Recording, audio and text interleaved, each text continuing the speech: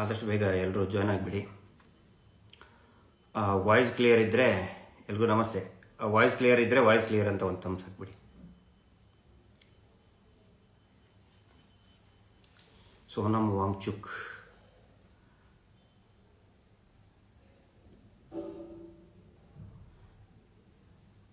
Good morning. Voice clear ಇದ್ದರೆ ನಮಸ್ತೆ. Voice clear ಇದ್ದರೆ ಕ್ಲಿಯರ್ ಇದೆ ಅಂತ ಹಾಕ್ಬಿಡಿ, ಒಂದು ಥಮ್ಸ್ ಅಪ್ ಹಾಕ್ಬಿಡಿ, ವಾಯ್ಸ್ ಕ್ಲಿಯರ್ ಅಂತ ಹಾಕ್ಬಿಡಿ. Okay, thank you Akash.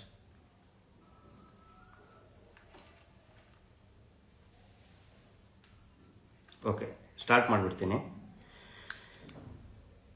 ಎಲ್ರಿಗೂ ನಮಸ್ತೆ. ಇವತ್ತು ಬೆಳಿಗ್ಗೆ 11 ಗಂಟೆಗೆ ಬೆಂಗಳೂರಿನ ಪ್ರೆಸ್ ಕ್ಲಬ್ನಲ್ಲಿ ಪತ್ರಿಕಾಗೋಷ್ಠಿಯನ್ನು ನಾನು ಹಮ್ಮಿಕೊಂಡಿದ್ದೆ. ಆದರೆ ನಿನ್ನೆ ತಡರಾತ್ರಿ ಈ ದೇಶದ ಮಾಜಿ ಪ್ರಧಾನಿ ಶ್ರೀ ದೇವೇಗೌಡರ ಶ್ರೀಮತಿಯವರ ಆರೋಗ್ಯ ಸ್ಥಿತಿ ಬಹಳ ಚಿಂತಾಜನಕ ಆಗಿದೆ ಅನ್ನುವಂತಹ ಒಂದು ಆಘಾತಕಾರಿ ಮಾಹಿತಿ ಬಂತು. ಹೀಗಾಗಿ ಈ ಪತ್ರಿಕಾಗೋಷ್ಠಿಯನ್ನು ನಾನು ಮುಂದೂಡಿದ್ದೇವೆ. ಯಾಕಂದರೆ ಸುಮಾರು ಜನ ನಮ್ಮ ಹಿತೈಷಿಗಳು ಕೂಡ ಹೇಳಿದರು ಮತ್ತು ನನ್ನ ವೈಯಕ್ತಿಕ ಅಭಿಪ್ರಾಯನೂ ಕೂಡ ಶ್ರೀಯುತ ದೇವೇಗೌಡರಿಗೆ ರಾಜಕೀಯದಲ್ಲಿ ಮತ್ತು ಸಾಮಾಜಿಕ ಕ್ಷೇತ್ರದಲ್ಲಿ ಅವರದೇ ಆದಂತಹ ಒಂದು ಹಿರಿತನ ಇದೆ. ಪರ ವಿರೋಧ ಏನೇ ಇರಬಹುದು, ಈ ವಿಷಯಕ್ಕೆ ಸಂಬಂಧಪಟ್ಟಂತೆ ಏನೇ ಪರ ವಿರೋಧ ಅವರ ಅಭಿಪ್ರಾಯಗಳು, ಅವರ ಕುಟುಂಬದ ಅಭಿಪ್ರಾಯಗಳು ಇರಬಹುದು. ಆದರೆ ಅವರ ಒಂದು ಸ್ಥಾನಕ್ಕೆ ಮತ್ತು ಅವರ ಒಂದು ಹಿರಿತನಕ್ಕೆ ಗೌರವ ಕೊಟ್ಟು ಈ ಸಂದರ್ಭದಲ್ಲಿ ಮಾಧ್ಯಮ ಮಿತ್ರರೆಲ್ಲರೂ ಕೂಡ ಆ ವಿಷಯದಲ್ಲಿ ತೊಡಗಿರ್ಕೊಂಡಿರ್ತಾರೆ. ಹೀಗಾಗಿ ಆ ಪರಿಸ್ಥಿತಿಯನ್ನು ಏನೋ ಡಿಸ್ಟರ್ಬ್ ಮಾಡೋದು ಬೇಡ ಅಂತ ಹೇಳಿ ಆದಷ್ಟು ಬೇಗ ಶ್ರೀಮತಿ ಚೆನ್ನಮ್ಮ ದೇವೇಗೌಡರು ಬೇಗ ಗುಣಮುಖರಾಗಲಿ ಅಂತ ಪ್ರಾರ್ಥನೆ ಮಾಡಿಕೊಂಡು ಈ ಪತ್ರಿಕಾಗೋಷ್ಠಿಯನ್ನು ನಾನು ಮುಂದೂಡಿದ್ದೇನೆ. ಮತ್ತು ಇನ್ನೊಂದು 3-4 ದಿನದಲ್ಲಿ ಖಂಡಿತ ಮತ್ತೆ ಪತ್ರಿಕಾಗೋಷ್ಠಿಯನ್ನು ನಾವು ನಡೆಸ್ತೇವೆ. ನಾವು ಮತ್ತು ಜಯಂತ್ ಟಿ ಅವರು ಮತ್ತು ನಮ್ಮ ಪ್ರಕಾಶನ ಎಲ್ಲ ನಮ್ಮ ಸೌಜನ್ಯ ಹೋರಾಟಗಾರರು ಕೂಡ ಇವತ್ತು ಉಪಸ್ಥಿತರಾಗಿರಬೇಕಾಗಿತ್ತು. ಆದರೆ ಈ ಕಾರಣಕ್ಕೋಸ್ಕರ ಅದನ್ನು ಮುಂದೂಡಿದ್ದೇವೆ. ಆದರೂ ಕೂಡ ಕೆಲವೊಂದು ವಿಷಯಗಳನ್ನು ನಮ್ಮ ಸೌಜನ್ಯ ಹೋರಾಟಗಾರರ ಗಮನಕ್ಕೆ SIT ಏನು ವರದಿಯನ್ನು JMFC ಬೆಳ್ತಂಗಡಿಗೆ ಮಾನ್ಯ JMFC ಕೋರ್ಟಿಗೆ ಸಲ್ಲಿಸಿದೆ, ಅದರ ಬಗ್ಗೆ ಸಾಕಷ್ಟು ಪ್ರಶ್ನೆಗಳು ಕೇಳ್ತಾ ಇದ್ರು. ಆನಂತರ ಈ ಅತ್ಯಾಚಾರಿಗಳ ಬೆಂಬಲಿಗರು ಏನಿದ್ದಾರೆ ಒಂದಿಷ್ಟು ಜನ ಸುಮ್ಮನೆ ಒನ್ಸ್ ಅಗೇನ್ ಪ್ರೊಪಗಂಡ ಸ್ಟಾರ್ಟ್ ಮಾಡಿದ್ದಾರೆ.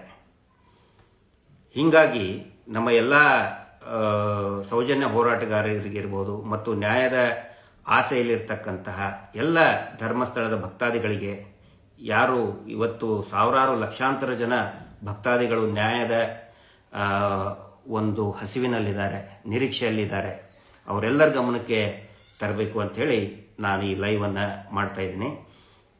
ಪ್ರಮುಖ ಅಂಶಗಳನ್ನು ನಾನಿಲ್ಲಿ ಮುಂದೆ ತರೋದಕ್ಕೆ ಇಷ್ಟಪಡ್ತಾ ಇದ್ದೀನಿ. ಈಗ SIT ಏನು ವರದಿ ಕೊಟ್ಟಿದೆ, ಅದರಲ್ಲಿ ಏನಿದೆ ಅಂತ ಎಲ್ಲರಿಗೂ ಕೂಡ ಕುತೂಹಲ. ನೋಡಿ,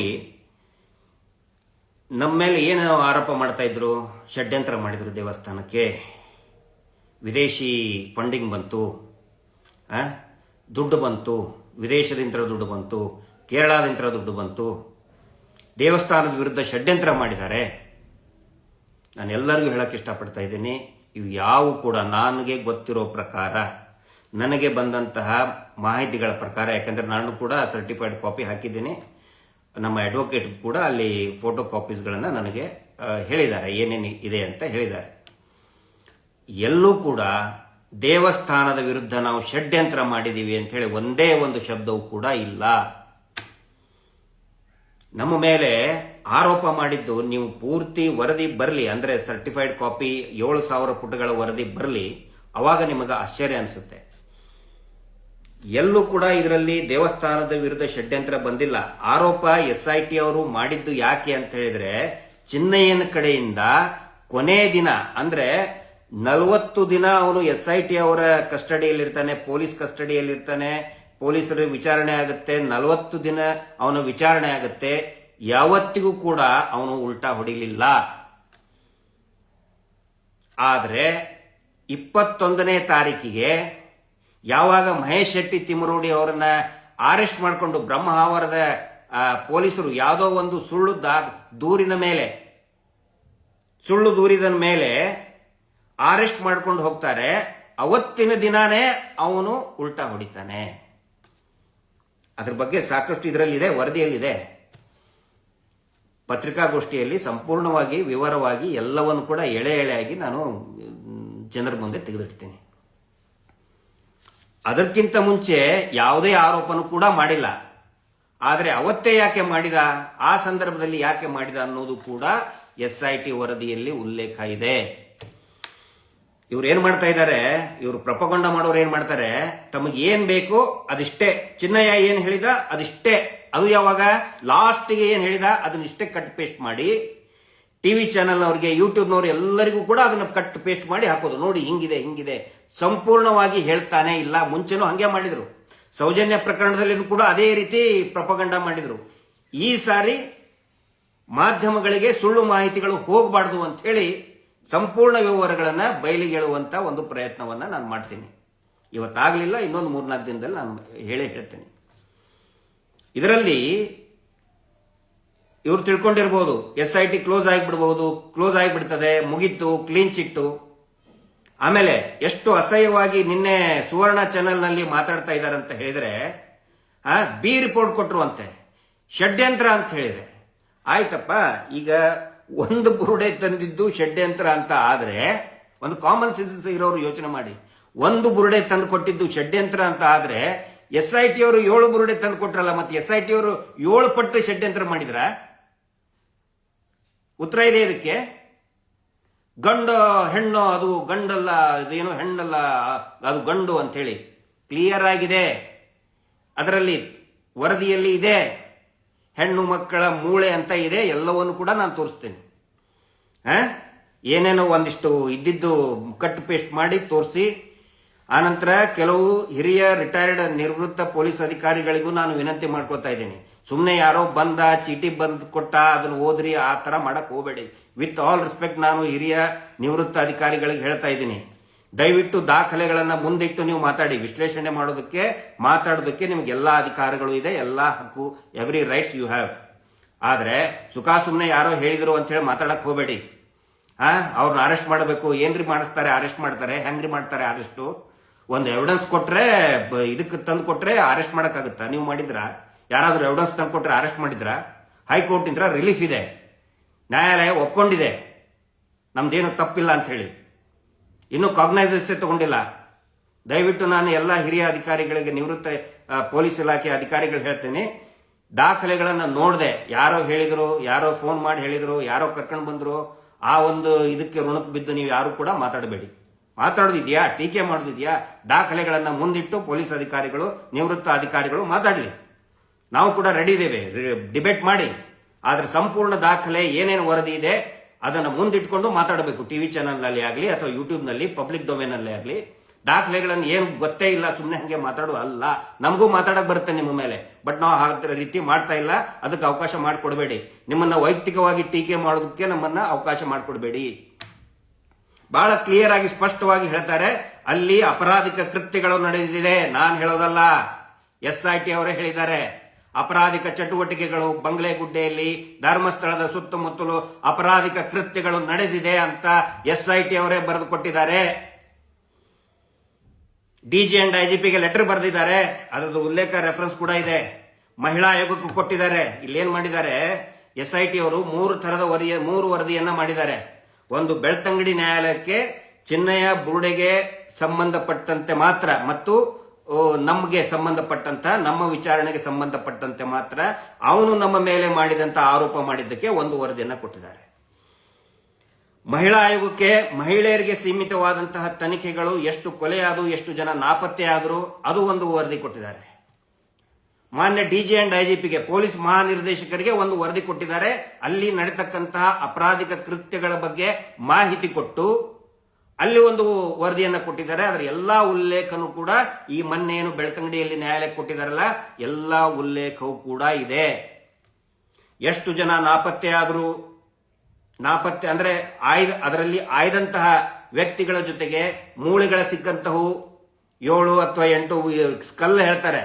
ಆನಂತರ ಇನ್ನೂ ಅನೇಕ ಬೋನ್ಸ್ಗಳಿದೆ, ಅದೆಲ್ಲವೂ ಕೂಡ ವಿತ್ ಬೋನ್ಸ್ ಮೇಲಿನೂ ಕೂಡ ನಂಬರ್ ಹಾಕಿದ್ದಾರೆ. ಬಿ ರಿಪೋರ್ಟ್ ಕೊಟ್ರೆ ಇದನ್ನೆಲ್ಲ ಇದು ಮಾಡ್ತಾರೆ.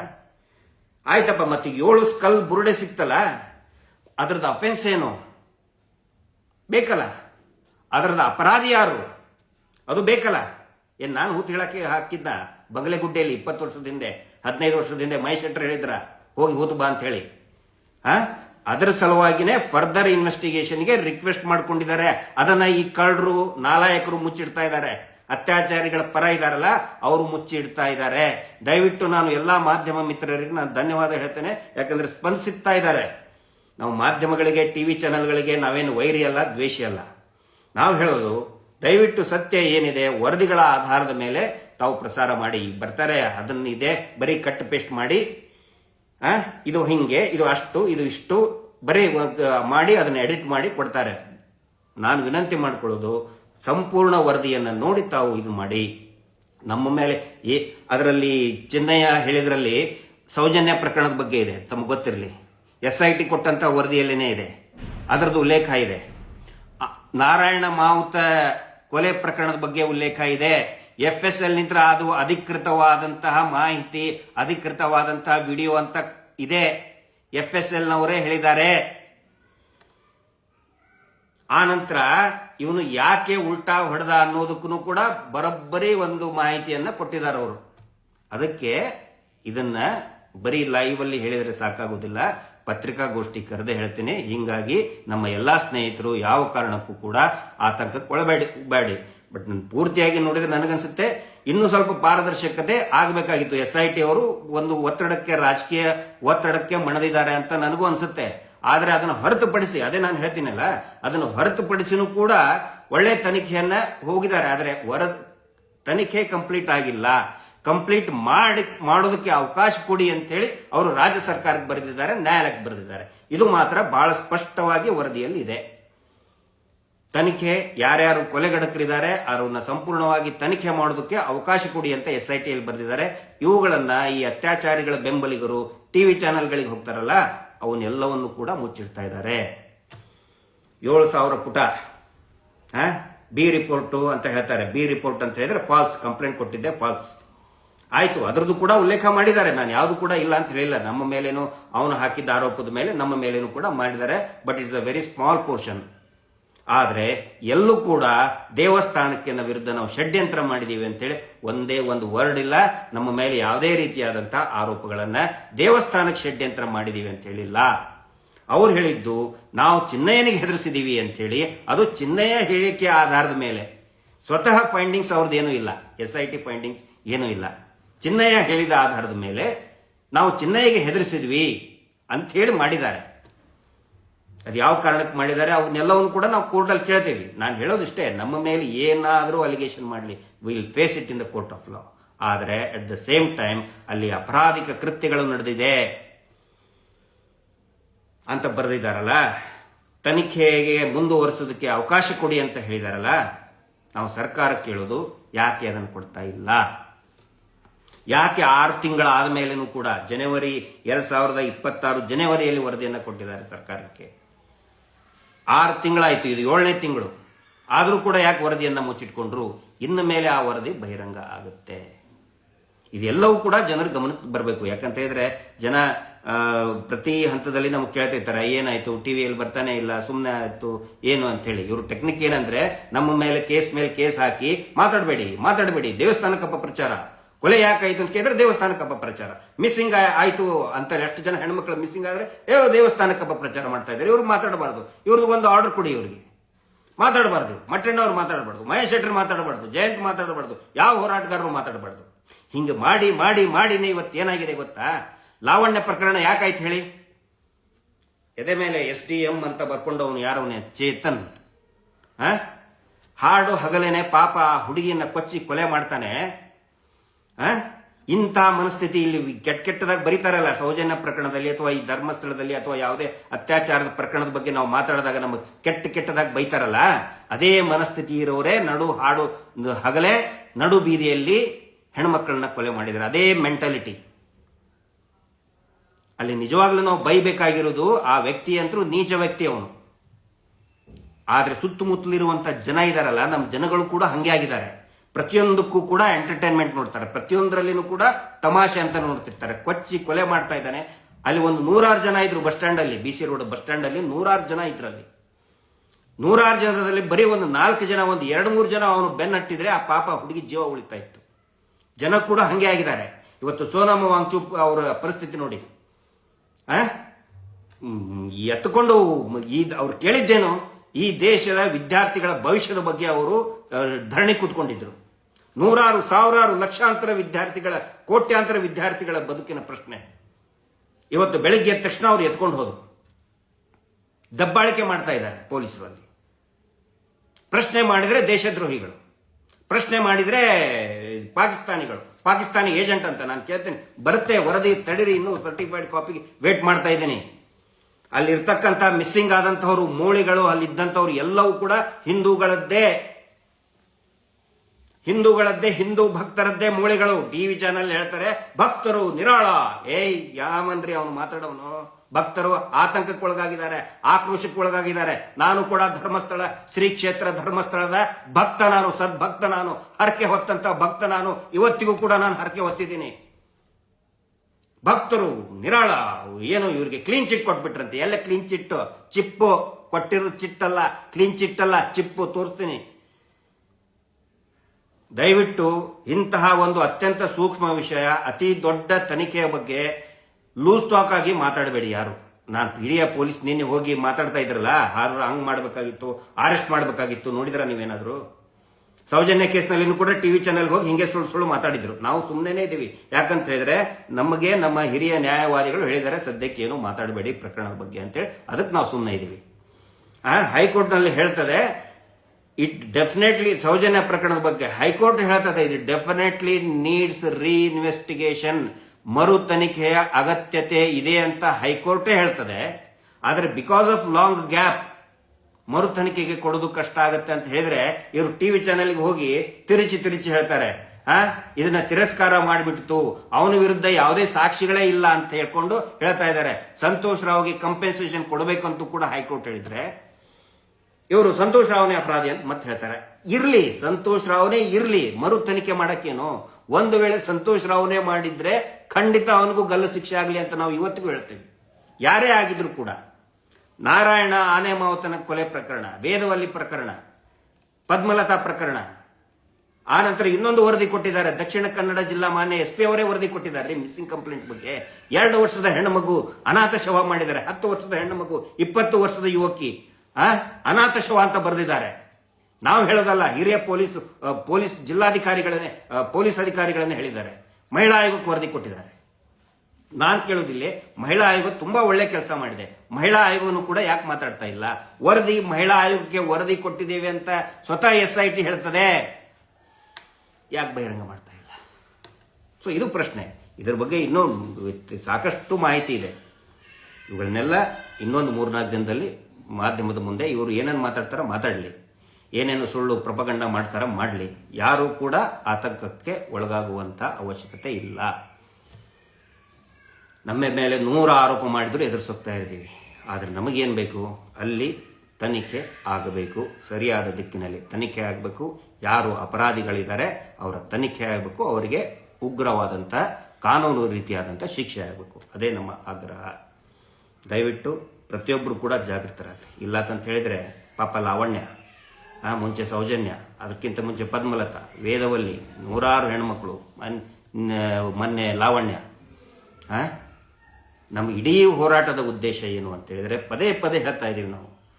ಪದೇ ಹೇಳ್ತಾ ಇದೀವಿ, ಈ ಬೀದಿ ಕಾಮಣ್ಣರಿದ್ದಾರೆ, ಕಾಡಿಸ್ತಾ ಇರ್ತಾರೆ, ಮೊಬೈಲ್ನಲ್ಲಿ ಅಸಹ್ಯಸವಾಗಿ ಮೆಸೇಜ್ ಹಾಕ್ತಾ ಇರ್ತಾರೆ.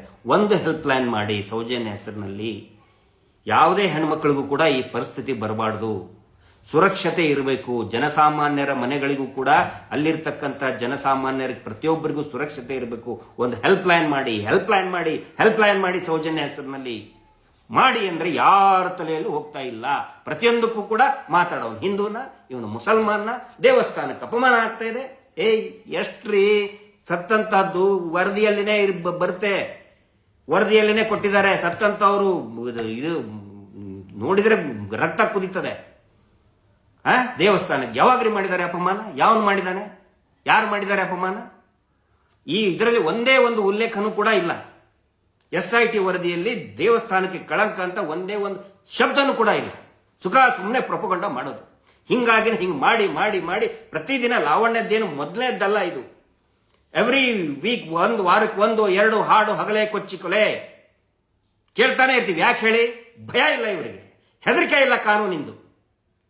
ಏನಾರು ಮಾಡಿದ್ರೆ ಅವ್ನು ಜಾತಿ ಹುಡ್ಕೋದು, ಹುಡುಗಿ ಜಾತಿ ಹುಡ್ಕೋದು, ಹುಡುಗನ ಧರ್ಮ ಹುಡ್ಕೋದು. ಹಿಂಗಾಗಿ ಯಾರಿಗೂ ಕೂಡ ನಮ್ಮ ರಾಜ್ಯದಲ್ಲಿ ಭಯನೇ ಇಲ್ಲ. ರಾಜಸ್ಥಾನದಲ್ಲಿ ನಡು ಚಪ್ಪಲಿ ತಗೊಂಡು ಹೊಡೆದ್ರು, ಏನು ಲಾಠಿ ತಗೊಂಡು ಹೊಡೆದ್ರು. ವೆಸ್ಟ್ ಬೆಂಗಾಲ್ನಲ್ಲಿ ಎನ್ಕೌಂಟರ್ ಮಾಡಿದ್ರು. ನಮ್ಮ ಇದರಲ್ಲಿ ಇಲ್ಲ. ಇಲ್ಲ, ಸತ್ತು ಹೋಗಿದೆ. ಕಾನೂನು ವ್ಯವಸ್ಥೆ ಅನ್ನೋದೇ ಸತ್ತು ಹೋಗಿದೆ. ಹಿಂಗಾಗಿ ಇವತ್ತು ಲಾವಣ್ಯ, ನಾಳೆ ಇನ್ನೊಂದು ಹುಡುಗಿನಿ. ಅದಕ್ಕೆ ನಾನು ಜನಕ್ಕೆ ಹೇಳ್ತೇನೆ, ದಯವಿಟ್ಟು ಜಾಗೃತರಾಗ್ರಿ. ನಾವು ಹೋರಾಟ ಮಾಡ್ತಾ ಇರೋದು, ಇಡೀ ನಮ್ಮ ಎಲ್ಲಾ ಸೌಜನ್ಯ ಹೋರಾಟಗಾರರು ಧ್ವನಿ ಎತ್ತುತ್ತಾ ಇರೋದು. ಇಷ್ಟೊಂದು ಅಪಮಾನಗಳು, ಆರೋಪಗಳು ಆದರೂ ಕೂಡ ನಾವು ಯಾಕೆ ಮಾತಾಡ್ತಾ ಇದೀವಿ ಅಂತ ಹೇಳಿದ್ರೆ, ನಮ್ಮ ಮನೆಗಳು ಸುರಕ್ಷಿತವಾಗಿ ಇರಲಿ. ಅದು ಒಂದೇ ಕಾರಣಕ್ಕೆ ನಾವು ಮಾಡ್ತಾ ಇದ್ದೀವಿ. ಸೌಜನ್ಯಳದು ಡೆಡ್ ಬಾಡಿ ಆನಂತರ ಪೋಸ್ಟ್ ಮಾರ್ಟಮ್ ರಿಪೋರ್ಟ್ ನೋಡಿದ್ರೆ ಕಣ್ಣಲ್ಲಿ ನೀರು ಬರ್ತದೆ. ಆಕ್ರೋಶ ನಿಮಗೆ ಅನಿಸ್ಬೋದು, ನಾನು ಯಾಕೆ ಇಷ್ಟೊಂದು ಸಿಟ್ಟಾಗಿ ಮಾತಾಡ್ತೀನಿ, ಯಾಕೆ ಮಹೇಶ್ ಶೆಟ್ಟರು ಅಷ್ಟೊಂದು ಆಕ್ರೋಶವಾಗಿ ಮಾತಾಡ್ತಾರಂದ್ರೆ, ಅವಳು ಪಟ್ಟಂತಹ ನೋವು ಪೋಸ್ಟ್ ಮಾರ್ಟಮ್ ರಿಪೋರ್ಟ್ ನೋಡಿದ್ರೆ ಗೊತ್ತಾಗುತ್ತೆ. ಒಂದೊಂದು ಅಂಶಗಳನ್ನು ನೋಡಿದ್ರು ಕೂಡ ಗೊತ್ತಾಗುತ್ತೆ. ಅದನ್ನ ಇವರು ಟಿವಿ ಚಾನೆಲ್ ಅಲ್ಲಿ ಕೂತ್ಕೊಂಡು ಗೇಲಿ ಮಾಡ್ತಾರೆ. ಇಂಥ ರಾಸ್ಕಲ್ಗಳು ಇರೋದ್ರಿಂದನೇ, ಎಂಜಲು ತಿಂದಂತಹ ರಾಸ್ಕಲ್ ಸ್ಕೌಂಡ್ರಲ್ಗಳು ಇರೋದ್ರಿಂದನೇ ಇವತ್ತು ಹೋಗಿ ನಡು ರಸ್ತೆಯಲ್ಲಿ ಕೊಚ್ಚಿ ಕೊಲೆ ಮಾಡ್ತಾ ಇದ್ದಾರೆ. ಗಂಭೀರತೆ ಯಾರಿಗೂ ಅರ್ಥ ಆಗ್ತಾ ಇಲ್ಲ. ಅರ್ಥ ಆಗ್ಲಿ ಅಂತ ನಾವು ಮಾತಾಡ್ತಾ ಇದ್ದೀವಿ. ತಮ್ಮೆಲ್ಲರ ಬೆಂಬಲ ಇರಲಿ. ಈ ಹೋರಾಟಕ್ಕೆ ನ್ಯಾಯ ಸಿಕ್ಕೇ ಸಿಗುತ್ತೆ. ಇದು ಒಂದು ನಮ್ಮ ತಾಳ್ಮೆಯ ಪರೀಕ್ಷೆ. ಎಷ್ಟೇ ಅವಮಾನ ಆದರೂ ಕೂಡ ನಾವು ತಾಳ್ಮೆ ಅಂತ ಇರಬೇಕು. ಮತ್ತು ಎಲ್ಲ ನಮ್ಮ ಸೌಜನ್ಯ ಹೋರಾಟದ ವಾಟ್ಸಪ್ ಗ್ರೂಪ್ಗಳಲ್ಲಿ, ಸೌಜನ್ಯದ ಹೋರಾಟದ ಈ ಸೋಷಿಯಲ್ ಮೀಡಿಯಾದಲ್ಲಿ ಕೆಲವೊಬ್ರು ಬೇಕು ಅಂತಲೇ ಅಲ್ಲಿ ಮಾಡ್ರಿ, ಕಲ್ಲು ಹೊಡಿರಿ, ಅದನ್ನ ಮಾಡಿ ಅಂತ ಬೇಕು ಅಂತಲೇ ಹಾಕ್ತಾ ಇರ್ತಾರೆ. ಅದಕ್ಕೆ ಯಾರು ಕೂಡ ಮಾನ್ಯತೆ ಕೊಡಬೇಡಿ. ಆ ಥರ ಗ್ರೂಪ್ನಲ್ಲಿ ಹಾಕೋರ್ನ ಅಡ್ಮಿನ್ಗಳು ಡಿಲೀಟ್ ಮಾಡಿಬಿಡಿ. ನಮ್ಮದು ಶಾಂತಿಯುತವಾದಂತಹ ಸಂವಿಧಾನಬದ್ಧವಾದಂತಹ ಹೋರಾಟ. ಬೇಕು ಅಂತಲೇ ಈಗ ಷಡ್ಯಂತ್ರ ಮಾಡಿ ಏನು ಅತ್ಯಾಚಾರಗಳಿದಾರಲ್ಲ, ಭಯಂಕರವಾದಂಥ ಕುತಂತ್ರಿಗಳು. ಬರೀ ಪವರ್ಫುಲ್ ಮನಿ ಮಸಲ್ ಪವರ್ಫುಲ್ ಇಷ್ಟೇ ಅಲ್ಲ, ಪೊಲಿಟಿಕಲ್ ಪವರ್ಫುಲ್ ಇಷ್ಟೇ ಅಲ್ಲ, ಅತ್ಯಂತ ಕುತಂತ್ರಿಗಳು. ನಮ್ಮ ಜೊತೆಗೇನೆ ಇದ್ದಂಥವ್ರು ಇದ್ದಂಗೆ ಮಾಡಿ ಕೆಟ್ಟದಾಗಿ ದೇವಸ್ಥಾನದ ವಿರುದ್ಧ ಅಥವಾ ಕಾನೂನು ಸುವ್ಯವಸ್ಥೆ ಹದಗೆಡಿಸುವಂತ ಮೆಸೇಜ್ಗಳನ್ನು ಹಾಕ್ತಿರ್ತಾರೆ. ಅವು ಅಂಥವ್ರನ್ನ ಇಮಿಡಿಯೇಟ್ ಆಗಿ ಡಿಲೀಟ್ ಮಾಡಿ. ಅವ್ರು ಯಾರು ಕೂಡ ಸೌಜನ್ಯ ಪರ ಇರ್ತಕ್ಕಂಥವ್ರಲ್ಲ, ಸೌಜನ್ಯನ ವಿರೋಧವಾಗಿದ್ದಂಥವ್ರು. ಇದನ್ನ ನಮ್ಮೆಲ್ಲಾ ಸೌಜನ್ಯ ಹೋರಾಟಗಾರರಿಗೆ ಹೇಳ್ತಾ ಇದ್ದೇನೆ. ಕೊನೆಯ ಘಟ್ಟಕ್ಕೆ ನಾವು ತಲುಪ್ತಾ ಇದ್ದೀವಿ, ಅಂತಿಮ ಘಟ್ಟಕ್ಕೆ ನಾವು ತಲುಪ್ತಾ ಇದ್ದೀವಿ. ಶಾಂತಿಯಿಂದ ನ್ಯಾಯಾಲಯದ ಆದೇಶಗಳು ಏನೇನಿದೆ ಅದರ ಬಗ್ಗೆ ನಾವು ಗಮನ ಹರಿಸೋಣ. ತಮ್ಮೆಲ್ಲರ ಒಂದು ಬೆಂಬಲ ಸಹಕಾರ ಇರಲಿ, ಮಾಧ್ಯಮ ಮಿತ್ರರ ಸಹಕಾರನೂ ಕೂಡ ಇರಲಿ ಅಂತ ಹೇಳಿ ಎಲ್ರಿಗೂ ನಮಸ್ತೆ. Justice for Soujanya.